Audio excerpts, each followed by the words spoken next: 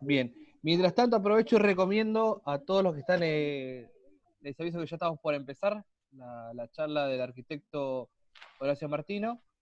Les recomiendo que pongan vista del hablante, que está en las opciones de arriba, para que una mejor experiencia y poder visualizar bien al orador, que nos va a estar compartiendo un poquito de su vasta experiencia y de esto que nos está interesando tanto para poder desarrollar los planes que competen al Berazategui 2050. Entonces, ponemos arriba la opción de pista del hablante. Las dudas les pido que las vayan compartiendo por el chat a medida que se va dando la conversación, y al finalizar la vamos a estar, el orador va a estar despejando todas las inquietudes.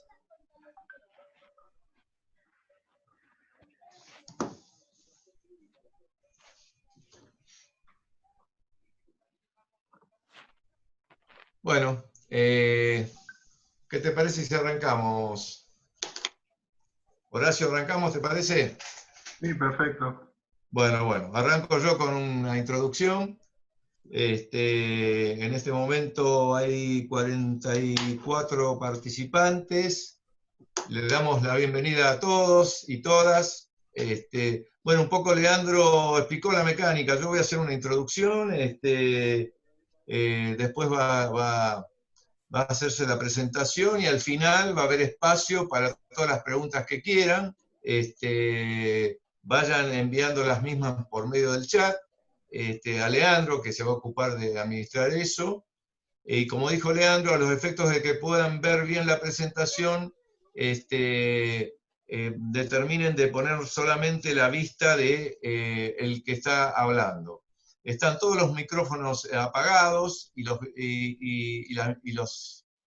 videos también, de tal manera que se vea solamente el disertante. Así que bueno, muchísimas gracias. Le damos la bienvenida al arquitecto Horacio Martino. Gracias, Horacio, por estar acá con nosotros. Horacio es el director de Asuntos Municipales de la Universidad Nacional de La Plata. Es director del programa de Ciudades 2030 y especialista, digamos, en planeamiento territorial. Así que él nos va a dar una charla sobre ciudades sostenibles e inclusivas, en un momento que estamos viviendo que es muy especial, ¿no? Es decir, algo totalmente tremendo, inesperado, y bueno, que nos está dejando inicialmente una serie de lecciones, enseñanzas. En primer lugar, todo lo que tiene que ver con la humildad, es decir, acá claramente nos damos cuenta lo que es la condición humana, lo que es la prudencia, el valor de la prudencia, que por ahí es un valor que tiene que ver con tener en cuenta los alertas, las cuestiones. Aquí la humanidad hubo muchos antecedentes que señalaban que esto podía pasar y bueno, no se tomaron debidamente todos los recaudos como para estar mejor estructuralmente preparados para esta pandemia. Por eso la prudencia creo que es un valor muy importante. Y después creo que hay una revalorización de lo que es el rol del Estado, que es una cuestión fundamental, que claramente se ha revalorizado en este momento. Y hay una revalorización también de lo que es el bien común. Es decir, entiéndase por esto el tema de la salud pública, el tema del ambiente, el tema de la educación, el tema de la tecnología y fundamentalmente también el tema de lo que es el espacio público. Nosotros hace más de un año que iniciamos este sistema de planeamiento estratégico que es Berazategui 2050 por una iniciativa del entonces el intendente de ese entonces, que era Juan Patricio Musi, y la decisión política de quien es hoy el intendente, Juan José Musi.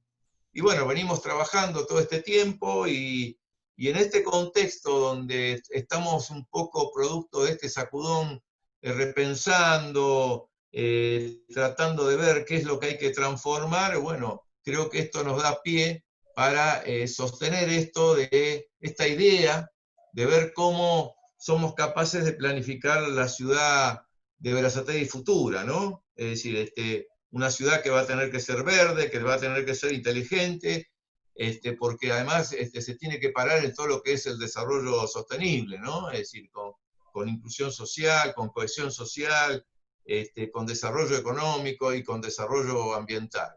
Y por qué no también con desarrollo tecnológico. Pero bueno, digamos, en ese contexto de trabajo de lo que es Berazategui 2050, esta charla me parece que nos va a venir muy bien a todos. Así que muchas gracias, Horacio, por estar con nosotros hoy y adelante. Bueno, espero se encuentren bien junto a sus familias y amigos. Agradezco a la Municipalidad de Berazategui y a Hugo por la invitación. Mi nombre es Horacio Martino y en la conferencia de hoy conversaremos sobre... a ver, ¿se ve bien? A ver.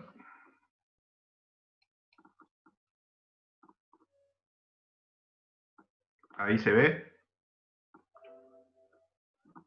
Sí, ahora sí, ahora se ve bien. ¿Ahora se ve? Sí.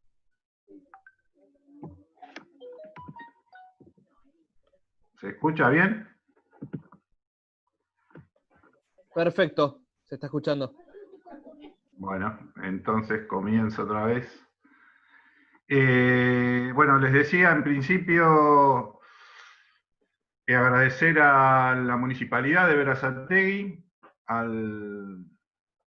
Hugo por la invitación. En la conferencia de hoy vamos a conversar sobre las ciudades sostenibles e inclusivas, en particular sobre 3 componentes claves y vamos a conocer algunas buenas prácticas de gestión local. Les aviso si hay un corte comúnmente que es a los 40-45 minutos, se vuelve a ingresar, entiendo, por el mismo link por el que ingresaron a la reunión. Bueno, y como les decía, hay 3 dimensiones clave para transformar una ciudad, como son el crecimiento urbano y la vivienda, la accesibilidad y la movilidad urbana, y el espacio público y el paisaje urbano.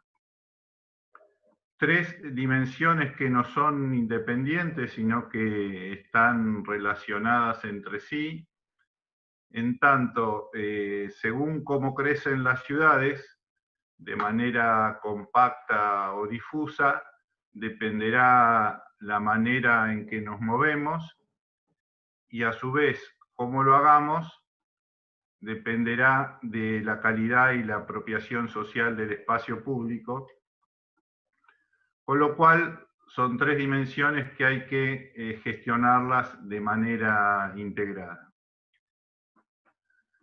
Algunas preguntas que trabajaremos en la presentación: cómo crecen las ciudades en Argentina, cómo es el acceso al suelo y la vivienda, un tema muy importante, qué modelo de ciudad determinan los actuales patrones de crecimiento urbano, ¿es sustentable este modelo actual de crecimiento?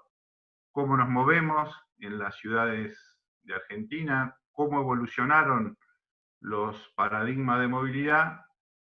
¿Y qué calidad de espacio público y paisaje urbano determinan los actuales patrones tanto de crecimiento urbano como de movilidad? Para finalmente compartir con ustedes algunos lineamientos para alcanzar un desarrollo más sostenible e inclusivo y conocer algunas buenas prácticas con la convicción de que una buena manera de aprender es a través de identificar y analizar proyectos modélicos. Vamos a empezar por el crecimiento urbano y la vivienda. Los problemas asociados a los patrones de crecimiento urbano predominantes se relacionan con 3 tendencias. Una es el crecimiento del suelo urbanizado, que es mucho mayor que el crecimiento poblacional, y eso determina un alto consumo de suelo urbano. La disminución de las densidades de población en la gran mayoría de los aglomerados urbanos de nuestro país. En el periodo 2001-2010, la única ciudad que no disminuyó su densidad fue Corrientes. Y el tercero es el crecimiento por extensión de la mancha urbana, es decir, lejos de crecer hacia adentro las ciudades, ya sea por completamiento de lotes vacantes o por densificación, hay una extensión de la mancha urbana que avanza sobre suelo rural.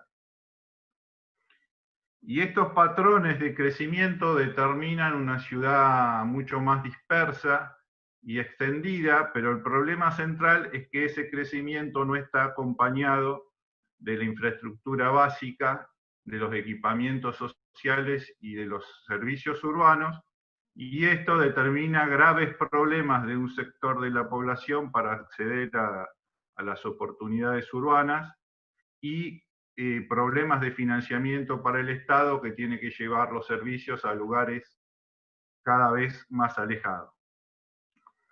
Con lo cual, más allá de la discusión entre una ciudad compacta o una ciudad difusa, el tema tiene que centrarse en garantizar la accesibilidad de todos los ciudadanos a las actividades urbanas y a los servicios urbanos.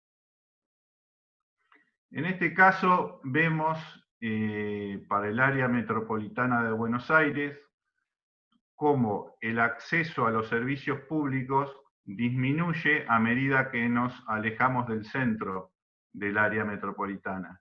En azul vemos cómo disminuye el acceso a la red pública de cloaca, y en rojo vemos cómo disminuye a medida que nos alejamos del centro el acceso a la red pública de agua.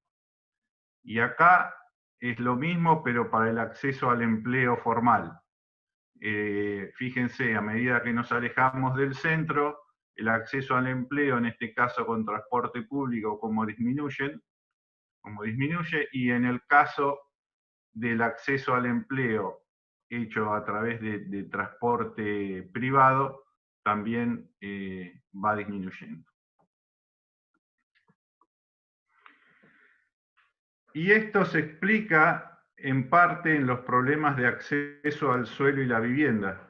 Ustedes saben que las ciudades han adscrito a un modelo de libre mercado para su desarrollo, donde la vivienda es entendida como un bien de lucro y no como un derecho, a pesar de que el derecho a una vivienda adecuada es un derecho humano y está reconocido en distintas disposiciones internacionales, y nuestra Constitución Nacional también plantea garantizar el acceso a una vivienda digna. Sin embargo, en la práctica existen graves problemas para un sector muy importante de la población para el acceso al suelo y la vivienda.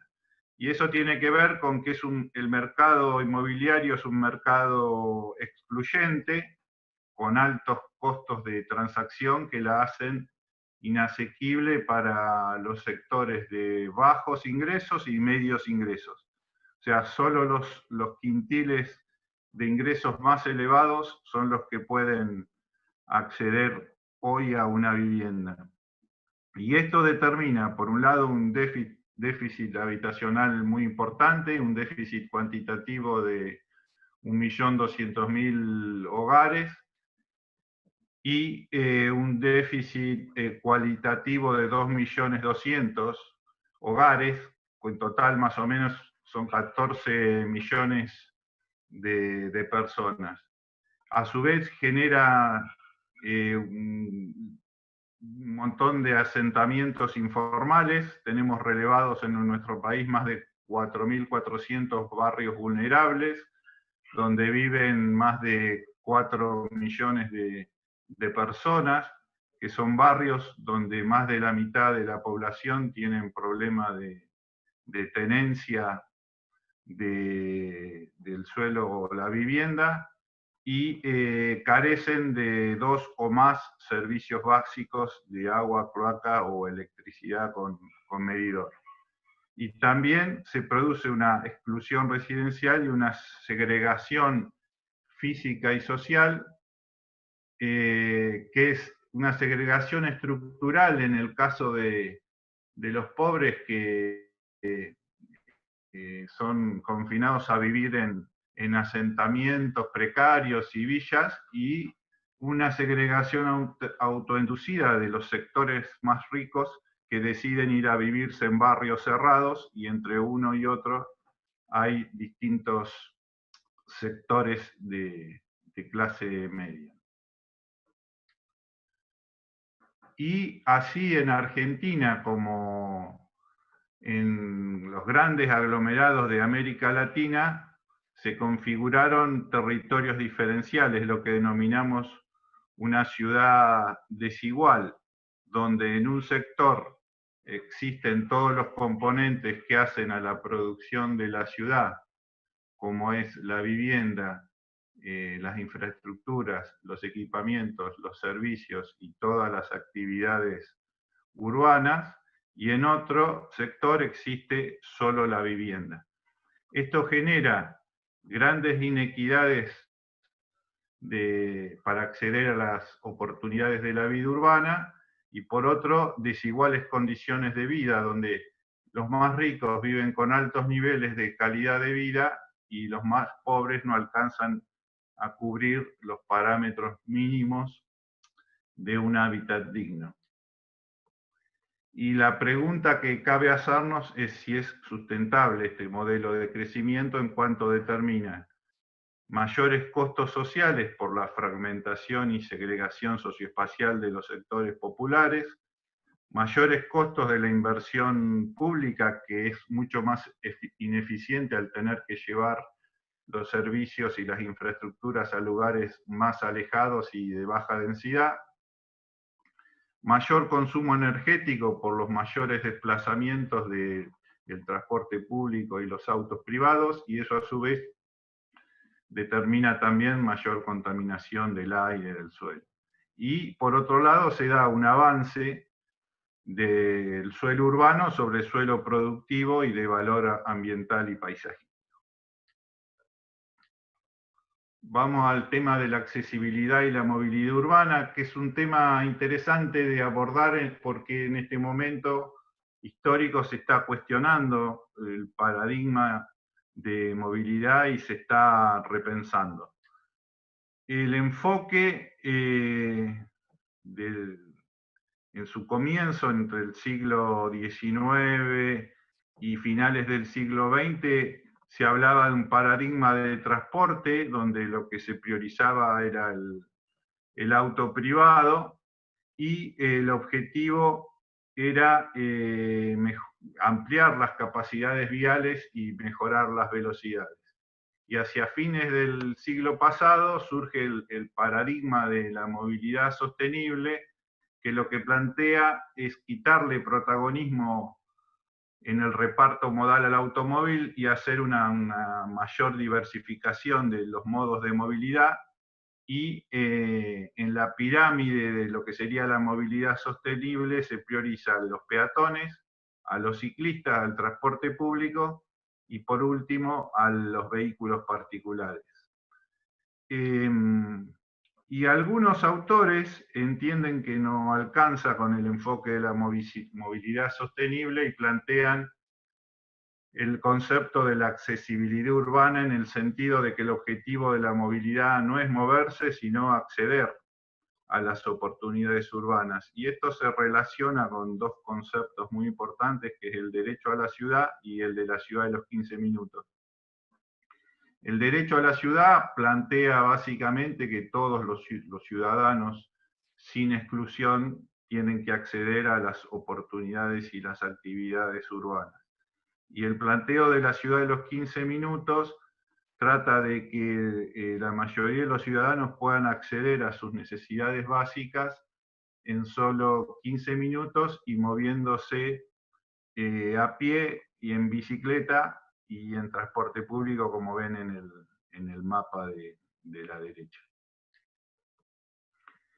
Y también se plantea el concepto de la sostenibilidad relacionado con la accesibilidad urbana, tratando de que las futuras generaciones puedan acceder a las oportunidades urbanas, apoyando a los modos de movilidad que generan menores costos sociales, económicos y ambientales.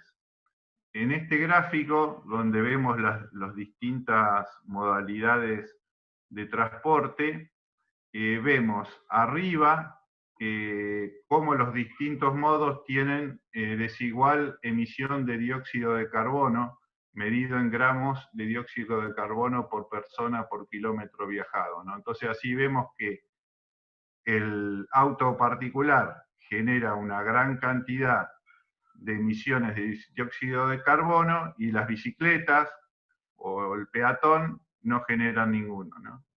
Y en relación al uso del espacio que requiere cada modo de movilidad, también vemos que es distinto, ¿no? Que el auto particular ocupa muchísimo espacio, los colectivos o medios de transporte urbano ocupan mucho menos, el peatón y la bicicleta.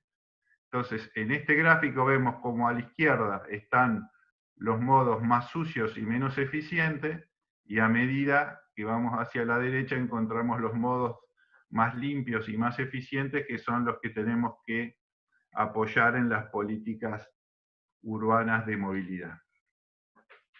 Y en la calle lo que se da es, hay una disputa por el espacio, o sea, el espacio de la calle es limitado, y esa disputa la gana ampliamente el automóvil privado, que ocupa el 70-80% de ese espacio. Y fíjense qué medio tan eficiente, además de caro, que es el automóvil, que para desplazar 50.000 personas por hora se necesita 175 metros de anchos de una calle. Si para desplazar la misma cantidad de personas, pero lo hacemos a través de carril bus, solo se necesita 35 metros, y si lo hacemos por metro ligero, se requiere nada más que 9 metros cuadrados.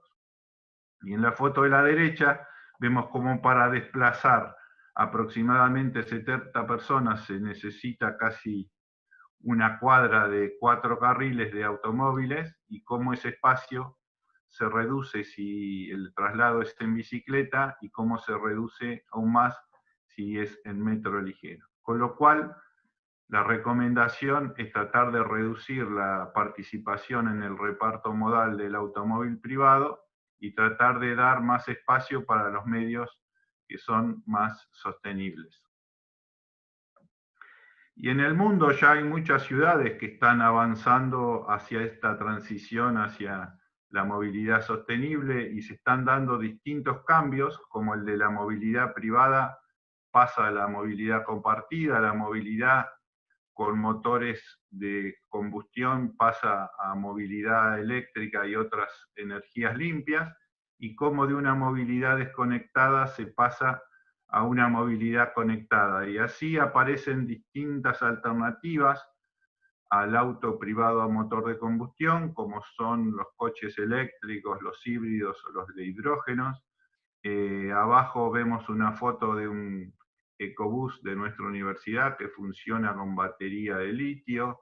Bueno, el tema de la movilidad compartida, donde un conductor puede compartir su auto con otros usuarios, y la movilidad conectada, como el vehículo a través de su computadora y del teléfono se puede empezar a conectar con distintos componentes del sistema de movilidad, como las señales, los semáforos, el tráfico, etc.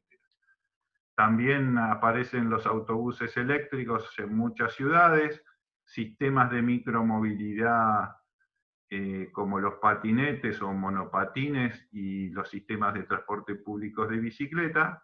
Y también en Europa hay varias empresas de alquiler de autos y de motos por hora, que se llaman car sharing o moto sharing. Hoy ya los jóvenes en Europa tratan de no comprar ni auto ni moto y usan este sistema de alquiler por horas, donde uno desde el teléfono le dicen que puede ir a buscar el auto a unas pocas cuadras y entra al auto con un código, ¿no? Y ahora vamos al tema del espacio público y el paisaje urbano, un tema que lamentablemente está invisibilizado en las políticas de la agenda urbana, y es un tema muy importante. Vamos a una definición del CIDEU, que dice que el espacio público es la parte más importante de la ciudad, porque su uso lo comparte toda la ciudadanía, y en ese sentido es un factor democratizador de las colectividades urbanas, porque reduce las desigualdades. Tanto los ricos y pobres pueden y tienen derecho a usar el espacio público. Además, es un factor capaz de generar cohesión social y una ciudad más inclusiva, promoviendo relaciones entre las distintas generaciones, entre los distintos colectivos, y también es un factor decisivo para el equilibrio medioambiental y la biodiversidad a través de los espacios verdes públicos. Y el paisaje urbano, también esta es una definición del CIDEU, que lo define como la piel del espacio público, que actúa de alguna manera como el contenedor de ese espacio. Es la imagen de la ciudad que expresa los valores de la ciudadanía, y en ese sentido refuerza, ya sea para bien o para mal, un conjunto de valores o de desvalores de una ciudad determinada. Valores como la limpieza, la educación, el respeto, o desvalores como el desorden, la violencia y la inseguridad. Todo eso se expresa en el paisaje urbano. Y las calles en el proceso histórico se transformaron de espacios de apropiación social, donde nosotros de chicos jugábamos a la pelota en la calle y teníamos contactos con nuestros vecinos, y pasaron de espacio de apropiación social en arterias de distribución de autos. Así se fue produciendo un abandono del espacio público y la gente empezó a desarrollar sus actividades sociales en ámbitos cerrados, como pueden ser los centros comerciales que proliferan en la mayoría de los grandes aglomerados de América Latina. También se da un creciente deterioro del espacio público debido a multifactores, en general la falta de una política de espacio público.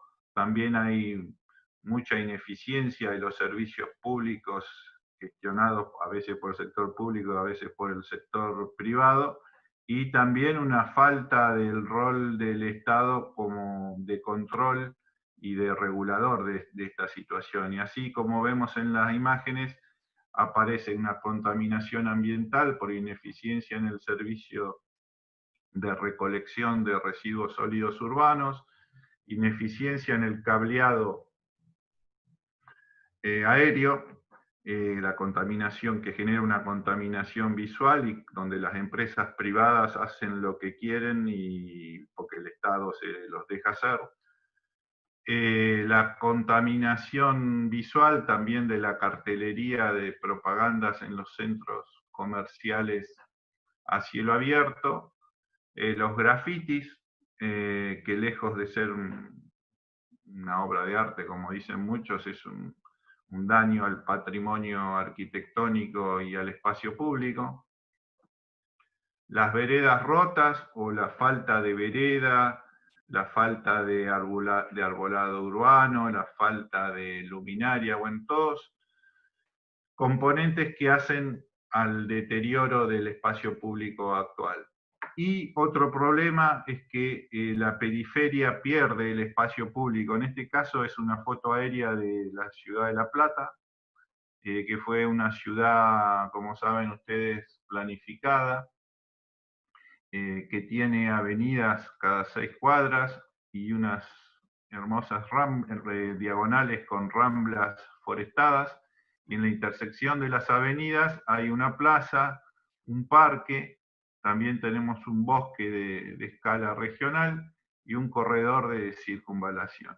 Bueno, toda esa concepción higienista y de respeto del espacio público del casco urbano fundacional se pierde en la periferia, que tiene importantes déficits, tanto de espacio público total como de espacio público verde por habitante, y en ese sentido vale la pena recordar los parámetros de la ONU, que dice que hay que destinar un 35% del área total de la ciudad a espacio público, y las ciudades que tienen más éxito en materia de política de espacio público, como Barcelona, tienen hasta el 50% del área total de la ciudad de espacio público.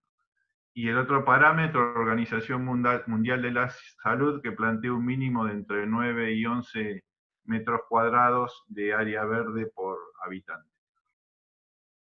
Vamos a algunos lineamientos para alcanzar un desarrollo urbano más sostenible e inclusivo. Esto es una línea de tiempo de los acuerdos internacionales.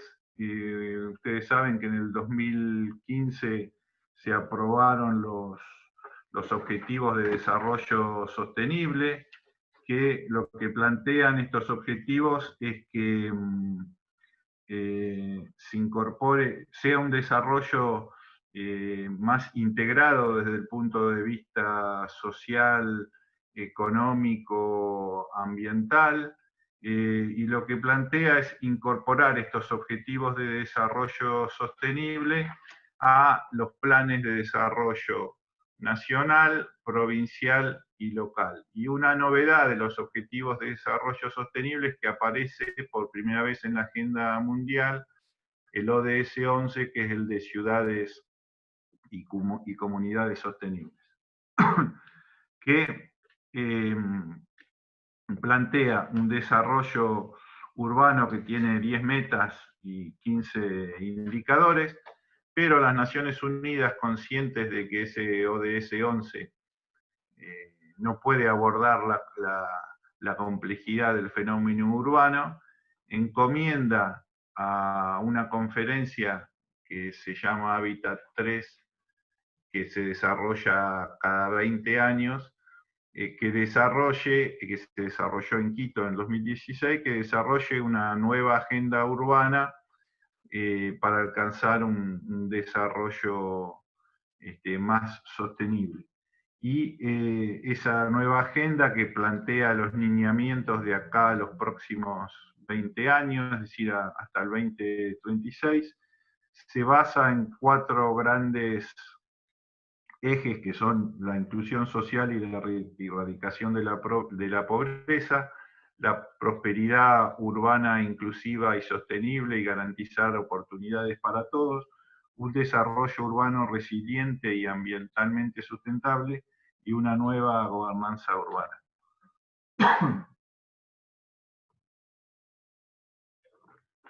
Y ahora vamos a ir a algunos lineamientos particulares. El primero es diseñar una nueva gobernanza urbana a través de un sistema integral de gestión estratégica urbana que se basa en un marco estratégico de actuación, es decir, definir la visión, el modelo, las líneas estratégicas y los objetivos particulares. Que ese marco surja de una carta de valores consensuada con los actores sociales y de la localización o la adaptación de los ODS y de la nueva agenda urbana.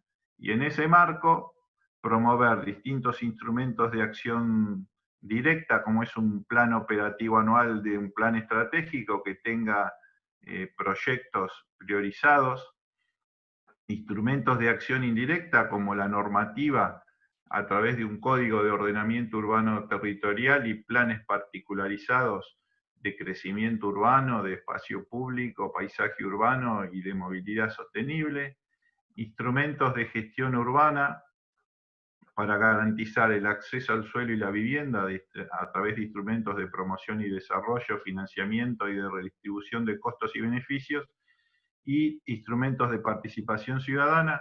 Y la cuarta pata son los instrumentos de gestión ambiental en el marco del cambio climático, a través de una acción climática basada en medidas de mitigación y adaptación. 2, promover un crecimiento urbano sostenible, es decir, un crecimiento hacia adentro de la ciudad por densificación y completamiento de las parcelas vacías, desalentar la expansión de baja densidad y la expansión discontinua, y ocupar nuevo territorio solo cuando sea necesario, es decir, cuando la oferta no alcanza a la demanda. Y en ese caso que sea necesario ampliar la ciudad, que sea con planificación y con infraestructura, equipamientos y servicios urbanos. Perdón. Tercero, garantizar la accesibilidad a una vivienda adecuada a través de una política integral de vivienda que aborde la complejidad del acceso a una vivienda adecuada, que está definida por las Naciones Unidas como vivir en un lugar con seguridad, paz y dignidad, en una ubicación que garantice el acceso a las infraestructuras básicas y a las oportunidades urbanas, y todo con un precio asequible. También garantizar la accesibilidad urbana sostenible a través de políticas públicas de movilidad urbana que garanticen a los ciudadanos acceder a las oportunidades urbanas a través de los modos eficientes que veíamos hoy, a través de una cadena intermodal con integración tarifaria y que dé prioridad a los peatones, a los ciclistas y al transporte público. Diseñar un espacio público y paisaje urbano de calidad a través de una política pública que asegure la distribución del espacio público en toda la ciudad, promueva su mejora y mantenimiento, buscando recuperar para las personas el espacio público que fue ocupado por el automóvil. Y no podemos dejar pasar el contexto del COVID-19 porque tenemos que repensar la ciudad y repensar la manera de pensar la ciudad, de planificarla y de gestionarla. Estamos ante nuevos escenarios con una altísima complejidad e incertidumbre que nos obliga a pensar nuevas estrategias donde los gobiernos locales adquieren un nuevo protagonismo porque son los que tienen más próximo las críticas, demandas de la ciudadanía. Es muy importante fortalecer el pensamiento estratégico en el sentido de no caer en la improvisación y poder tomar decisiones para anticiparnos a dos cuestiones. Por un lado, a los efectos negativos y graves del COVID-19, pero también tenemos que seguir pensando en el largo plazo para alcanzar un desarrollo sostenible, pero en un contexto de crisis, ¿no? Donde vamos a tener una caída del PBI, una caída de la actividad económica. Eso va a tener sin duda consecuencias sociales muy importantes, es decir, que vamos a atravesar momentos muy duros, sobre todo para los sectores más vulnerables. Garantizar la proximidad a oportunidades a través de distintas medidas en el espacio público y en la movilidad, y apoyar las redes sociales en el territorio para abordar la complejidad de las nuevas problemáticas, y el Estado solo ya no podrá resolver todo, sino que lo va a tener que hacer con los actores sociales. Bueno, y ahora vamos a ver algunas buenas prácticas con esta convicción de que una buena forma de aprender es identificando y analizando proyectos modélicos, ¿no? Este es el caso de Barcelona, donde se plantea el enfoque de la ciudad de los 15 minutos, que lejos de pensar en una ciudad con un gran centro y una periferia, plantea un conjunto de barrios articulados por avenidas, por el sistema de transporte público y por las redes digitales que hoy permiten el trabajo a distancia. Acá ven esta propuesta de París, donde la alcaldesa Anne Hidalgo propone esta ciudad de los 15 minutos, donde una persona pueda en 15 minutos resolver todas sus necesidades básicas de la vida cotidiana. Este es un buen ejemplo de crecimiento urbano y de gestión del acceso al suelo y la vivienda, que es el que se desarrolló en la ciudad de Trenquelauquen, al noreste de la provincia de Buenos Aires, que tuvo distintos instrumentos. En 2011 un plan director de crecimiento urbano, donde especificó hacia dónde tenía que ser la ampliación urbana de la ciudad, que es este sector que se planificó acá. Además, se determinó cómo es la configuración espacial de ese sector de ampliación de la ciudad y cuáles son los usos, pero tenemos medidas de ancho de calzada, de vereda, de bicisenda, de morfología, de cuántos niveles, de cómo es el retiro, o si la construcción es sobre línea municipal, cómo son las veredas, etc.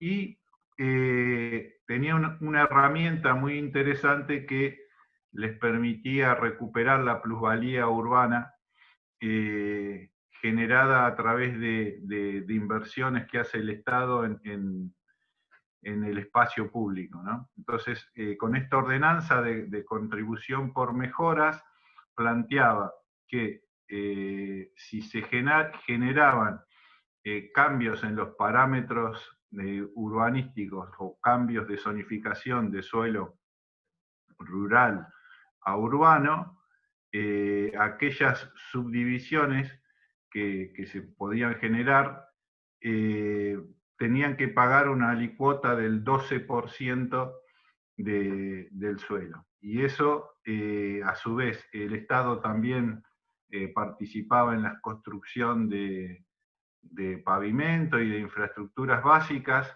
con lo cual le permitía negociar de alguna manera con los propietarios de esos terrenos y generar un banco de tierras que permitía, por un lado, ampliar la oferta urbana de suelo urbanizado y, por otro lado, promover viviendas sociales. Acá, esto que ven en este caso, es un ejemplo de 75 hectáreas, donde un señor, Julio, se quedó con 650 lotes y la municipalidad, a través de la contribución por mejoras y distintas obras que hizo de pavimentación y de infraestructura, se quedó con 413 lotes. Copenhague es una ciudad que, como ustedes saben, prioriza la movilidad sostenible, es la ciudad que tiene mayor índice de bicicleta per cápita del mundo, además tiene un sistema eficiente de transporte público y es una ciudad que se propuso tener 0 emisiones de gases de efecto invernadero en el 2025. Y todo eso lo logra con una fuerte política pública que en el tema de la movilidad se propuso que el 75% de todos los viajes que se hacen sean a pie, en bicicleta o en transporte público. Hoy, de los traslados que se hacen al centro, el 41% son en bicicleta, el 27% es en transporte público y el 26% es en auto privado. Y eso no se logra de la casualidad, sino que tiene que ver con una política y una fuerte inversión en infraestructura, como ven estos estacionamientos para bicicletas o puentes exclusivos para peatones y ciclistas. Ha tenido una inversión de más de 150 millones de euros. Y muchas ciudades de Europa también han propuesto distintas estrategias para pacificar el tráfico. que son estas zonas 30 que ponen un límite de 30 kilómetros por hora para circular en las calles que son de un sentido.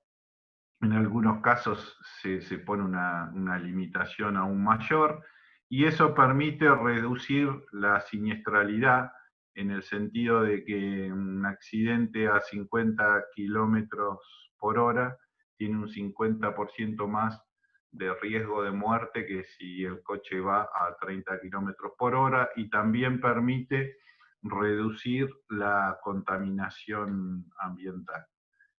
Estos son dos lugares paradigmáticos, como es el río Sena en París y Times Square en Manhattan. En el caso del río Sena, la alcaldesa Anne Hidalgo de París propuso hacer peatonal 3,3 kilómetros de las orillas del río. Parte de la sociedad rechazaba esta medida, el caso se judicializó y el año pasado la justicia de París determinó que ese espacio sea definitivamente peatonal, y a partir de ahí, bueno, tuvo una fuerte apropiación de turistas y gente que aprovecha ese hermoso espacio público. En el caso de Times Square, a partir de 2009, con la idea de descongestionar la ciudad y de facilitar la seguridad de peatones, se empezó a hacer distintos proyectos temporales para reducir el espacio para el automóvil y garantizar la apropiación del espacio público por las personas. Y esas experiencias fueron teniendo éxito hasta que se llegó a esta peatonalización de gran parte de esta parte de la ciudad de Manhattan, que hoy es también visitada por gran cantidad de turistas, incluso se hacen eventos masivos. El caso de las supermanzanas en Barcelona es un caso interesante que lo que trata es de jerarquizar el tránsito, ¿no? Comúnmente, en la mayoría de las ciudades, y en Barcelona también, por todas las calles se puede ir con todos los medios de movilidad. Entonces lo que proponen las supermanzanas es que haya un tránsito pasante cada 3 cuadras solo para los automóviles y el transporte público, y en esta área verde donde se desarrollan las actividades barriales, le dan prioridad exclusiva a la bicicleta, a los peatones y al auto de las personas que viven en ese lugar, y algunos vehículos de emergencia como de la policía, los bomberos, una ambulancia, etc. De esta manera lo que lograron es que el espacio público de estos espacios internos sea apropiado por la ciudadanía, ¿no? Un poco el esquema es este, que hay un perímetro pasante para auto privado y para transporte público, y en el área interna garantizar el tránsito fluido de peatones y ciclistas, y el auto que puede entrar, que tiene la limitación de entrar, pero a 10 kilómetros por hora. Este es un lindo proyecto que es la remodelación del Paseo San Juan. Acá ven cómo era antes. Esta era parte de la ampliación urbana de Cerdá. Era una avenida de 50 metros de sección, y hace unos años se le dio el proyecto al estudio de Lola Domenech, que lo que hizo es ampliar las veredas, armar un corredor verde, ordenar el tránsito, puso un carril bici seguro por el medio. Acá en un carril circulan solo bus y taxi, y en otro los vehículos y las motos. Y las veredas las amplió de 11 metros a 17, entonces se armaron unos lugares de tarde, encuentro y recreación, que son estos lugares, ¿no? Que son lugares muy lindos. Ahí está la forestación existente, se agregaron 2 hileras más de árboles, se pusieron unos arbustos y un suelo flexible, que el espacio tiene como un espacio peatonal pasante y un espacio para estar y para encuentro social y para recreación. Este es un poco el esquema del corte, ¿no? Donde se ve el reparto modal, cada uno con su carril exclusivo, y cómo se promueve la apropiación social del espacio público. Esta es otra experiencia interesante, que es el Paseo Banderas en Santiago de Chile, que antes, bueno, era esta calle donde circulaban los vehículos normalmente, y por una obra en el metro de Santiago, esta calle tenía que estar cerrada durante 2 o 3 años. Y el Estado dijo, bueno, vamos a hacer una intervención flexible, que es este paseo, cuya estrategia principal fue hacer un mural de piso y armar como 3 lugares, este que ven acá, que es de encuentro social, un espacio artístico y sustentable con distinta vegetación y forestación, y esta escultura que simula un árbol que se prende con energía fotovoltaica, y otro espacio de exposiciones del patrimonio cultural y artístico chileno. Y fue tanto el éxito que tuvo esta experiencia que la obra terminó, pero la calle quedó peatonal e inclusive tuvo varios premios en distintos concursos internacionales.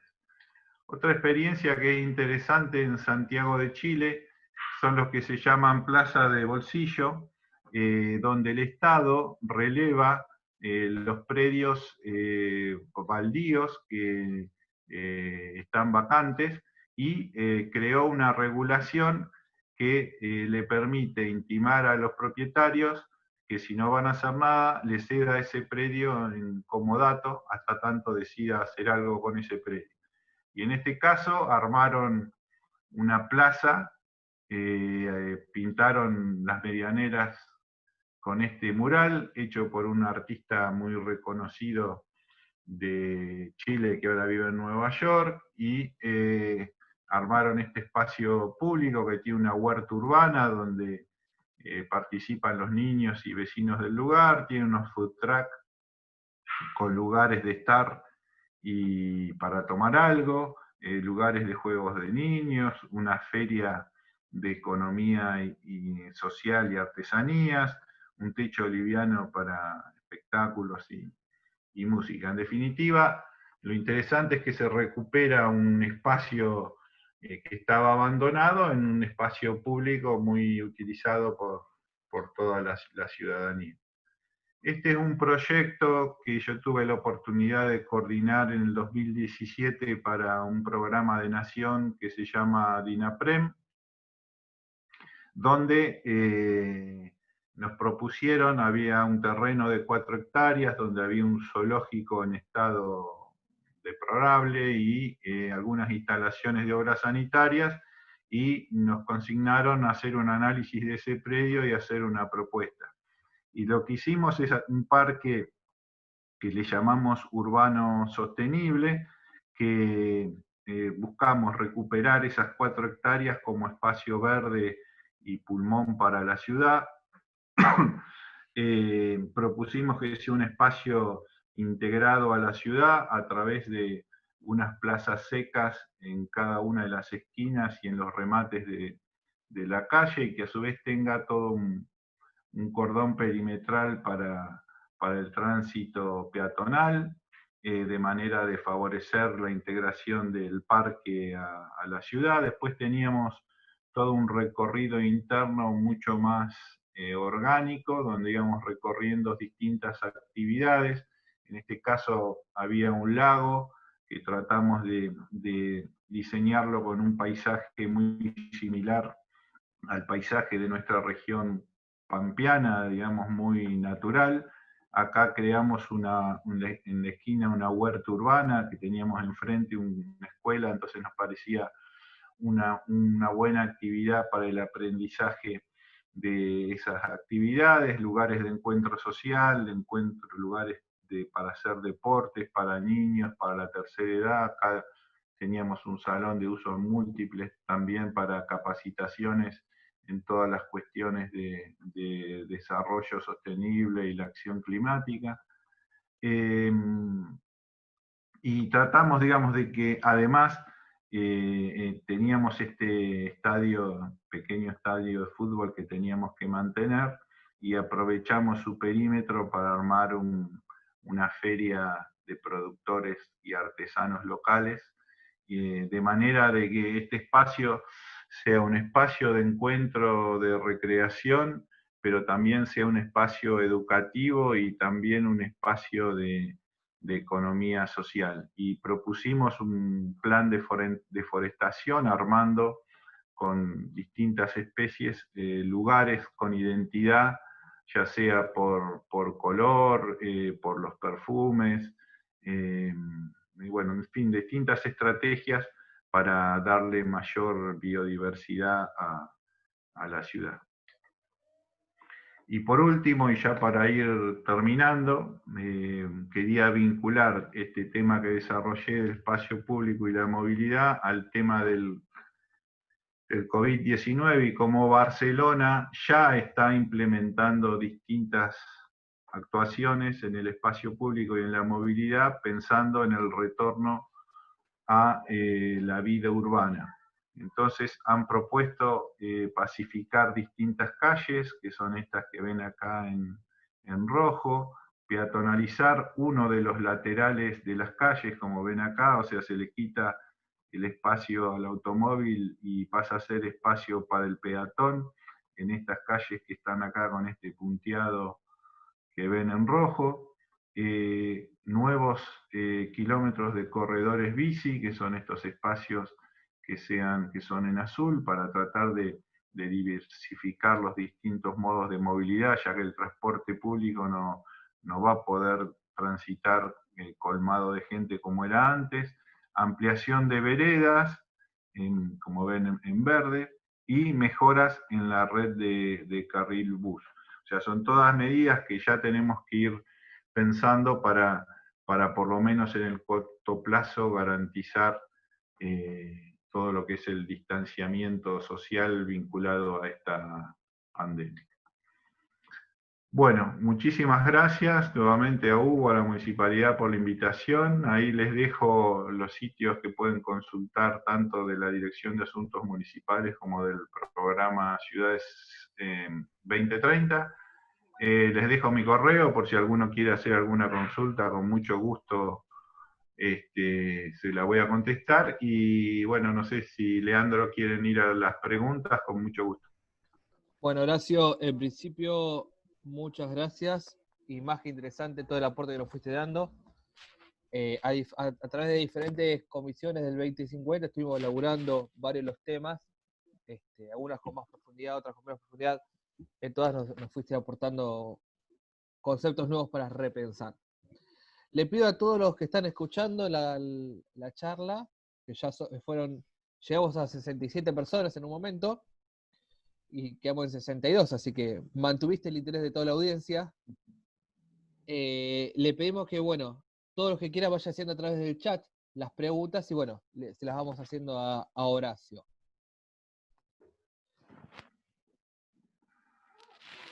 Ahí esperamos. Ya venimos bastante bien con la duración de la charla. De todas maneras, les recuerdo que si se llega a cortar por alguna razón, simplemente tienen que ingresar nuevamente con los mismos datos, el mismo link y el mismo contraseña, y van a poder ingresar.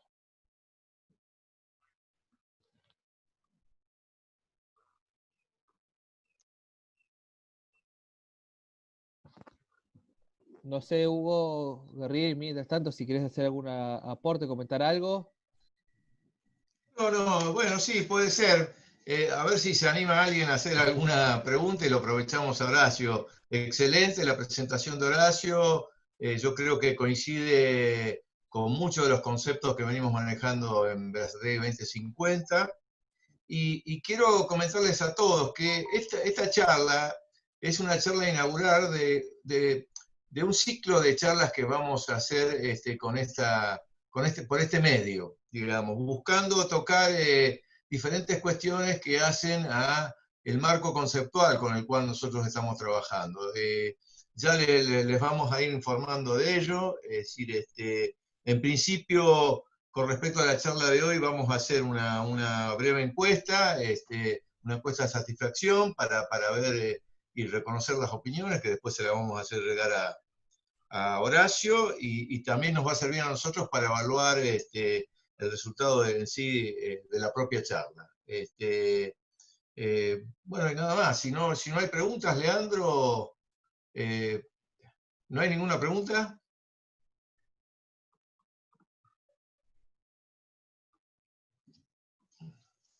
Hasta el momento nadie se animó a preguntar. Se ve que fue Bueno, demasiado claro. Acá Beto Filippi me estaba preguntando cómo hacer la consulta. Dije que le escribiera. Acá Diana. dale, ¿Qué dale. opinión tienes sobre el hecho de Cava, espacio público y movilidad? Es decir, ¿cómo ves la experiencia de Cava en todo el tema de movilidad? En el corto plazo o, digamos, en el caso de Buenos Aires, yo creo que es una ciudad que, primero, compleja, ¿no? Porque tiene esto de que son aproximadamente 3 millones de habitantes y creo que ingresan por día aproximadamente otros 3 millones, ¿no? Eso genera una complejidad importante. Después creo que más o menos trata de ir en línea con este pensamiento del desarrollo sostenible a través de acciones concretas como fue el Metrobús, de alguna manera, que permite una circulación diferenciada y mucho más ágil del transporte público. También restringió el uso, la entrada del automóvil a los sectores más densificados y, digamos, peatonales. También tuvo una estrategia del carril bici, digamos, con algunas dificultades por ahí culturales, digamos, para su funcionamiento, pero bueno, ha construido bastante kilómetros de carril bici y ahora sabía que está empezando a tomar también varias medidas parecidas a esta que les comentaba yo de Barcelona en cuanto a ensanches de vereda y de limitación de la velocidad de vehículos para garantizar el distanciamiento social en este contexto del COVID-19. Bien, Horacio, clarito. Acá dice Lucía, bueno, que le gustó mucho la charla y que le impactó el tema de las imágenes de la accesibilidad y la movilidad, cómo se afecta. Y me pregunta, seguro tu opinión, ¿qué tan lejos o qué tan cerca está el conurbano en general en estos temas de poder mejorar? En todos estos temas que estuviste mencionando vos.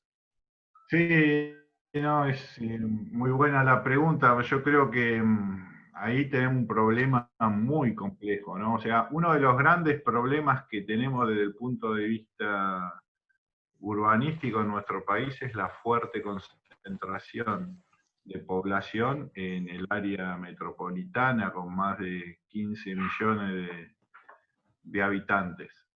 Y ahí tenemos un serio problema de gestión, porque son 37, 38 municipios con Cava, si mal no recuerdo, y no hay un gobierno que pueda gestionar todo eso de manera integrada. Es decir, hay 37 gobiernos y un desgobierno. No sé si me explico. Con lo cual hay un problema de que tenemos que pensar ya cómo gestionar y gobernar todo el área metropolitana en su conjunto. Ustedes saben que hay muchas ciudades como Santiago de Chile, en Latinoamérica, o Barcelona, donde existe, además de los municipios, una gestión metropolitana que se dedica a los problemas que hacen al común de todos los municipios que integran la región y los municipios se dedican en particular a los problemas específicos de cada municipalidad. Entonces yo creo que hasta que no se genere este nuevo mecanismo de gobierno metropolitano, donde no haya un plan metropolitano, va a ser muy difícil que por voluntarismo se pueda encontrar una mejora. Por ahí se intentan coordinar algunos temas específicos, pero la verdad es una deuda que tenemos desde la política de pensar esto de la gobernanza metropolitana. Bien, bien. Vamos a ver algunas preguntas que quedan. Todas las ciudades en las que ustedes ejemplifican han salido de la opción de barrios segregados hace ya décadas. ¿Cómo usted en Berazategui que estamos volviendo a esta idea de los 70? ¿Cómo cree que esto pueda convivir con estas ideas? No entendí la pregunta, ¿me podés repetir? A ver, reposando un poquito lo que decías vos hoy, para ver si vos estás hablando de estos consorcios de municipios, que sería interesante para poder agrupar todo esto en el conurbano, hablabas recién. El área metropolitana de Buenos Aires me refería. Exactamente, ¿verdad? De los consorcios. No, de consorcio no, es de un gobierno metropolitano. Bien. ¿Hay alguna experiencia urbana en la que se instrumenten tecnologías que faciliten el teletrabajo?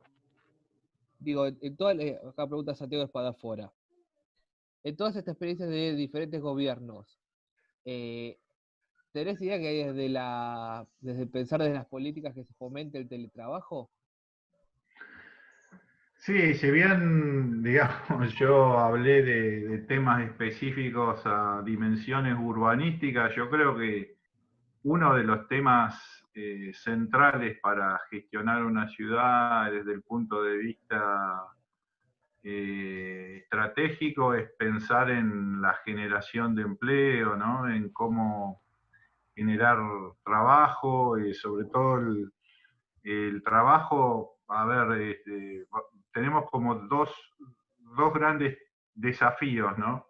Por un lado, esta crisis va a hacer caer la economía y eso va a tener consecuencias en el desempleo. Entonces hay que pensar cómo hacer para contener a todos esos desempleados, cómo reactivar la economía en el corto plazo para tratar de que ese impacto no sea negativo, no sea tan grande. Y por otro lado, también el trabajo está mutando hacia el sector de servicios y hacia nuevas ocupaciones que tienen que ver con los avances tecnológicos, ¿no? Informacional, que eso también se está dando en el mundo y que requiere pensar en nuevos oficios, y muchas de las actuales capacidades que tiene la gente para el trabajo ya no van a servir y se van a generar nuevas.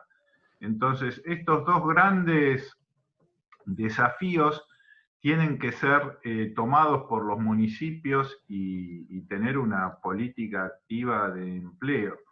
Y yo creo que a su vez en la coyuntura también todo este tema del teletrabajo nos va a hacer también replantear un montón de temas, ¿no? Respecto de las políticas de trabajo. Bien. Acá pregunta Diana, ¿qué opina de esto de esta forma de pensar las ciudades con criterios ecosistémicos? Bueno, es muy importante. Si yo te diría que yo hoy planteé los temas, estos tres componentes que son más urbanísticos, ¿no? Pero hay todo un componente que yo lo incorporé en el sistema de nueva gobernanza, en un sistema integral de gestión estratégica urbana, que es todo lo que tiene que ver con la gestión ambiental y de ecosistemas, ¿no? Sobre todo vinculado al impacto del cambio climático y cómo hay que tener una acción climática basada en medidas de mitigación y adaptación. Y en ese sentido, bueno, se están avanzando, sobre todo en los países más desarrollados. Francia tiene una política muy interesante de ecobarrios que promueve tanto de barrios existentes como de barrios nuevos, tengan como una adaptación y se les pone una etiqueta de que son barrios ecológicos. Pero bueno, creo que es una dimensión muy importante a tener en cuenta, ¿no? Y se relaciona también con la charla que yo di en el tema de espacio público, por el rol que tienen los espacios verdes, por el rol que tienen en la sustentabilidad y la biodiversidad, el arbolado urbano, en definitiva, bueno, son muchos temas que están vinculados a un enfoque ecosistémico.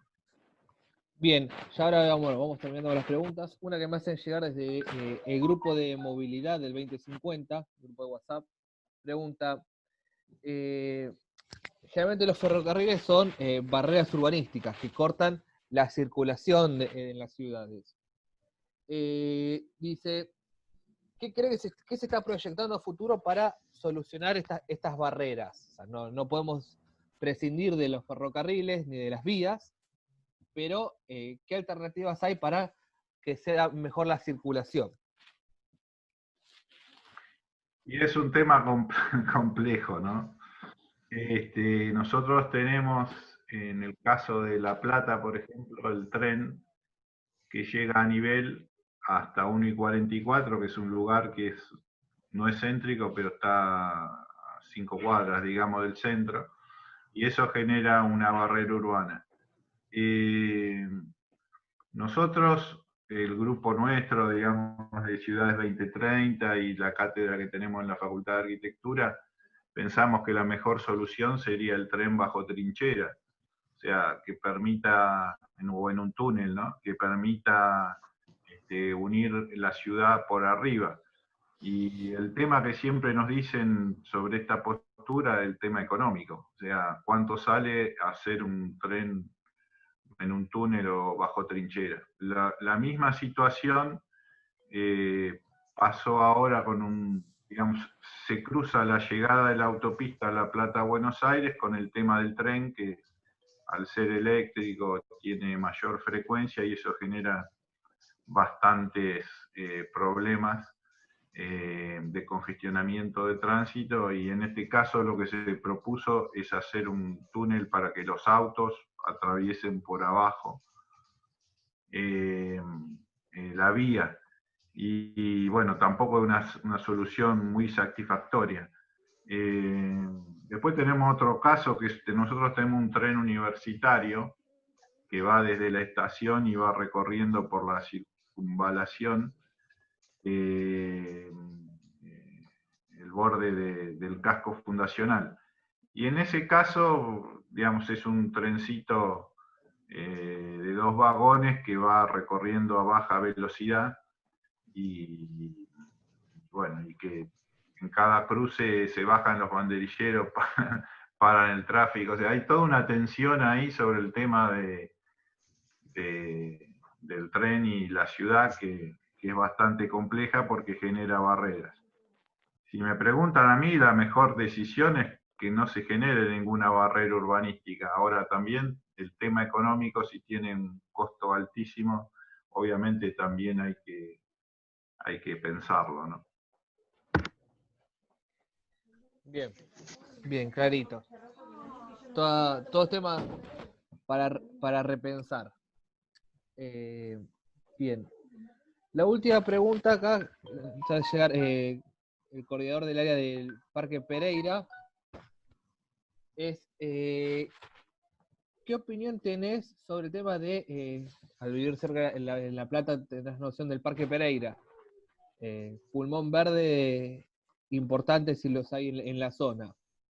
De su estado y cómo, en todo caso, la universidad podría vincularse en el trabajo de la recuperación del parque. Sí, mira, yo creo que los espacios de escala más regional, como el Bosque de la Plata o el Parque Pereira, están muy descuidados, con ocupaciones y mal mantenidos.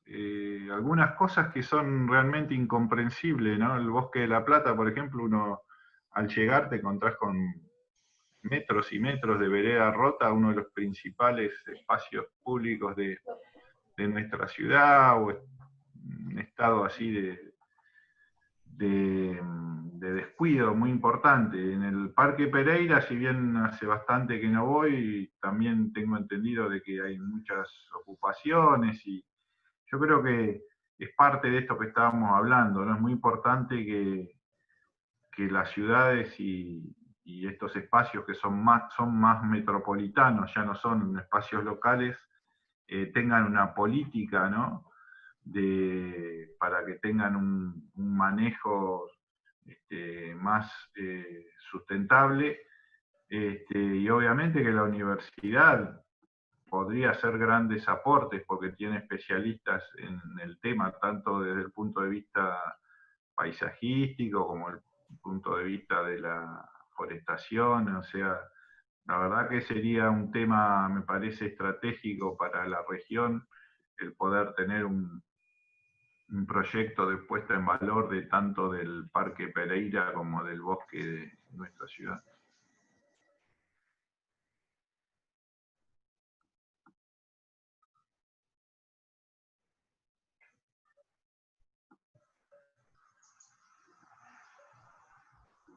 No sé si tengo habilitado el audio, Sí, Leandro.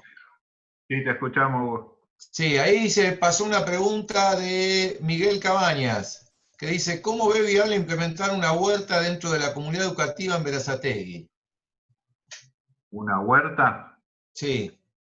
Y no conozco el caso específico, pero sería muy recomendable. Las huertas urbanas, el caso que veíamos de Santiago de Chile, está en un espacio muy densificado, casi céntrico. Sirve para fomentar, sobre todo en los niños, una vinculación con la naturaleza y la producción agropecuaria, obviamente de pequeña escala, con lo cual es muy recomendable. Nosotros, por ejemplo, en el Parque Urbano Sostenible de Colón también proponíamos una huerta urbana, sobre todo aquellas huertas que son pensadas para los niños y la participación ciudadana y para el vecindario, y me parece que son lindos proyectos para movilizar la participación y fomentar la educación en materia de sustentabilidad ambiental, ¿no? Uh-huh. Hay otra pregunta que no sé bien, no puedo identificar de quién es, Horacio, que habla de la comparación de este desarrollo de muchos barrios cerrados versus las ciudades abiertas. ¿Qué opinas al respecto? Y el tema de los barrios cerrados es un problema crítico, digamos, ¿no? Es un problema, yo lo planteaba, esta ciudad desigual que excluye a los pobres y que se autoexcluyen los ricos para separarse de alguna manera de la sociedad buscando una mayor seguridad. Si ustedes ven los datos de la cantidad de barrios cerrados que hay en los grandes aglomerados en la expansión urbana, el mayor porcentaje de crecimiento en el área residencial es en barrios cerrados.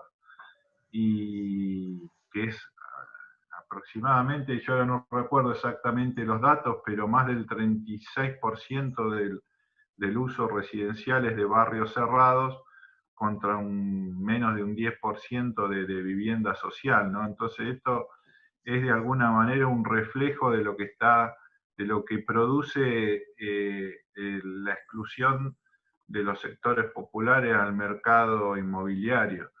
Yo creo que el tema de la vivienda es otro de los, yo por eso lo puse como es un tema estratégico también, ¿no? Porque tenemos una deuda ahí también, un déficit habitacional muy grande, muchos asentamientos precarios, y yo creo que el problema de América Latina, tenemos que ponerle foco ahí, digamos, a esto que es la fragmentación y la segregación socioespacial y la exclusión de un tercio o más de la población. Yo por eso a veces reniego de aquellos acuerdos internacionales como los ODS o la nueva agenda urbana que en la teoría son, garantizan, digamos, todo, pero después en la práctica no se concreta absolutamente nada. Sirve para dar un montón de conferencias, pero no para transformar la realidad. Y en América Latina creo que este es un tema central, o sea, tratar de incorporar a los que están quedando excluidos, y en el tema vivienda ni hablar. Y el tema de los barrios cerrados obviamente refleja esa desigualdad de acceso al suelo y la vivienda. Bueno, la última pregunta de Alberto Clavero. ¿Podés aportar algo más acerca del paisaje urbano en cuanto expresa los valores de la ciudadanía? Es decir, esto vinculado a la importancia del ciudadano en la construcción de ciudades sostenibles. Sí, muy interesante la pregunta, porque muchas veces el tema del paisaje urbano es como un tema de sensibilidad, digamos, de los sentidos de los ciudadanos, ¿no? Que algunos lo perciben, la calidad del paisaje, y otros no. Yo lamentablemente sufro viendo el daño continuo que hay al espacio público. Yo recorriendo las calles de La Plata observo todo el tema de graffiti, o esto que les comentaba del cableado aéreo, que yo si les muestro lo que es el frente de mi casa, me pasan por el frente más o menos 20 o 30 cables tirados de una manera aleatoria, todo el tema del descuido de las veredas, o sea, refleja dos cosas. Un problema cultural, primero, o sea, esto que expresa valores y desvalores, un problema cultural. Los mismos ciudadanos no cuidamos ni respetamos el espacio público. Y la falta de política también, o sea, para cambiar esto hay que tener también una fuerte política, y todos estos cambios requieren de un cambio cultural. Yo creo que también tendríamos que tener cada gobierno local una política de espacio público, porque como les decía, es el espacio más importante de la ciudad, que lo usamos todos, ricos, pobres, todos usamos el espacio público. Entonces tenemos que cuidarlo, porque es muy importante para la inclusión social, para la integración entre la generación, entre los distintos colectivos. Pero entonces hay que tener una política cultural acompañada de un apoyo para el cambio cultural que nos permita respetar más el espacio público. Y no es de extrañar que en Latinoamérica esta mala calidad del espacio público se refleja después en violencia, en inseguridad, en feminicidio, es decir, es el reflejo de la sociedad que tenemos, lamentablemente. Bueno, muchísimas gracias, Horacio. Excelente tu presentación, las respuestas a las distintas preguntas. Gracias a todos, porque bueno, no bajamos de 50 y pico, es decir, habiendo llegado a 67 participantes. Algunos me han avisado que se retiraban porque tenían otras actividades, no por falta de interés. Les ha gustado mucho. Yo creo que ha sido estimulante esta charla, esta es la pretensión con quienes la organizamos. Gracias a Leandro por todo el soporte técnico y la ayuda en cuanto a toda la realización de este evento. Y bueno, como ya dije, es decir, este es el inicio de un ciclo de charlas y ya las iremos configurando en un contexto donde sabemos que cambian las prioridades, ¿no? Es decir, porque bueno, si bien la Argentina ya estaba en un contexto crítico en términos sociales y económicos, todos sabemos que estamos entrando en una, así como estamos en una emergencia sanitaria, estamos entrando en una emergencia social y económica, que todavía no sabemos cuál es el alcance que tiene ni el tiempo que va a durar.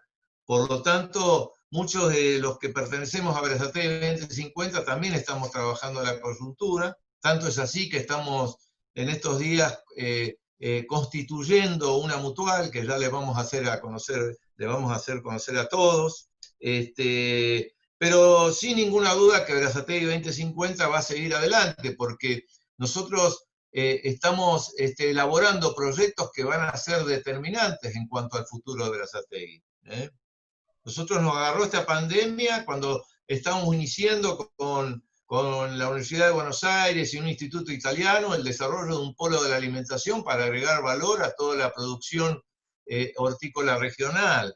Estamos desarrollando un polo tecnológico con la idea de que Berazategui de alguna manera tenga políticas muy claras de que la evolución tecnológica llegue a toda la comunidad, porque yo creo que el acceso a la evolución científico-tecnológica también debe ser un derecho social. Y hay un montón de proyectos que estamos trabajando. El saneamiento de un arroyo que es emblemático, que es el arroyo de la Conchita, la elaboración de un proyecto para toda la ribera rioplatense, que es muy extensa, es la más extensa del conurbano sur, y una serie de proyectos que son todos muy importantes. Por lo tanto, independientemente de que vamos a poner mucha energía en la coyuntura, no vamos a dejar de trabajar, digamos, con una mirada estratégica en la elaboración de todos estos proyectos. Así que seguimos con el 2050.